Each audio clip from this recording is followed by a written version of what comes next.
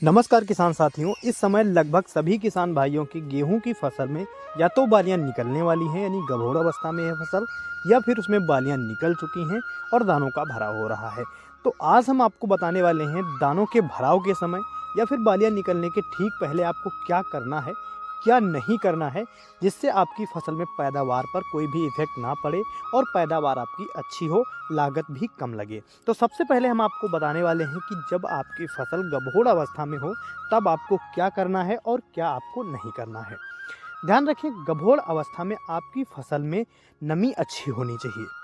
नमी अच्छी हो और इस समय आपको लास्ट यूरिया देनी है, क्योंकि जब गेहूं की फसल में बालियां निकलने का समय होता है तब हमारी फसल को अतिरिक्त माइक्रो न्यूट्रिएंट्स की ज़रूरत होती है, जिनको प्रदान कराने में यूरिया का काफ़ी ज़्यादा रोल रहता है, काफ़ी महत्व रहता है। वो हमारी फसल को माइक्रो न्यूट्रिएंट पोषक तत्व जो उसको चाहिए होते हैं वो खींच कर जड़ों के माध्यम से वहाँ तक पहुँचाते हैं और बालियाँ निकल आती हैं। कई सारे किसान भाइयों की समस्या ये रहती है कि उनकी फसल में एक दो बालियाँ निकलती हैं, पूरे खेत में एक साथ बालियाँ नहीं निकलती हैं। तो इस अवस्था में आपको ये फ़ायदा देगी, क्योंकि जब यूरिया आप डाल देंगे तो आपकी फसल में एकदम से सारी बालियां निकल आएंगी, सारी फसल एक साथ बराबर हो जाएगी, यानी जो छोटे बड़े पौधे हैं वो भी एक साथ आपके विकास करने लगेंगे। तो सारी बालियां एक साथ निकल आएंगी और हमारी फसल तेज़ी से ग्रोथ करने लगेगी, साथ ही दानों का भराव स्टार्ट हो जाएगा और बालियां पूरी ऊपर निकल आएंगी। तो अब आपको डालनी है यूरिया। यूरिया के साथ में भी आपको एक खाद डालनी है जो है म्यूरेट ऑफ पोटास, यानी जो आपको पोटास देनी है वो रेड वाली देनी है, दानेदार फार्म में देनी है। लेकिन ये दोनों उर्वरकों देने से पहले आपको ध्यान रखना है कि आपकी फसल में अच्छी नमी होनी चाहिए। तो पहले आप सिंचाई कर दें, फिर आपको 35 किलोग्राम यूरिया लेनी है, 20 किलोग्राम म्यूरेट ऑफ पोटास लेनी है। दोनों को मिक्सचर तैयार करके आप अपनी फसल में अप्लाई कर दें, जिससे बालियां एक साथ निकल आएंगी और भविष्य में दानों का भराव आपका अच्छा होगा और वेट भी अच्छे से गेन करेंगे, दाने मोटे चमकदार वजन होंगे। लेकिन अभी जिन किसान भाइयों की फसल में दानों का भराव हो रहा है यानी गभोड़ अवस्था से आगे आ चुकी है, दानों का भराव हो रहा है, दाने दुधिया अवस्था में है, उनको इस समय ये गलती बिल्कुल भी नहीं करनी है। उनको क्या काम करना है वो भी मैं आपको बता दूं।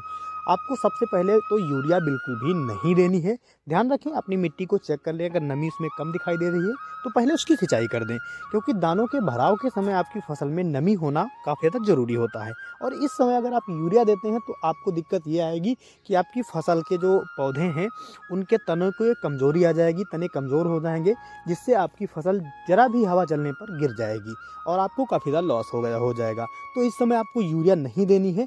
आपको देना है तो मात्र आप पोटास दे सकते हैं, जो आप रेड वाली पोटास आती है, छोटे दानेदार वाली आपको देनी है, क्योंकि लास्ट जो पोटास आपको देनी है वो अच्छे से गल जाए, इसके लिए अच्छी नमी पर आपको डालना है।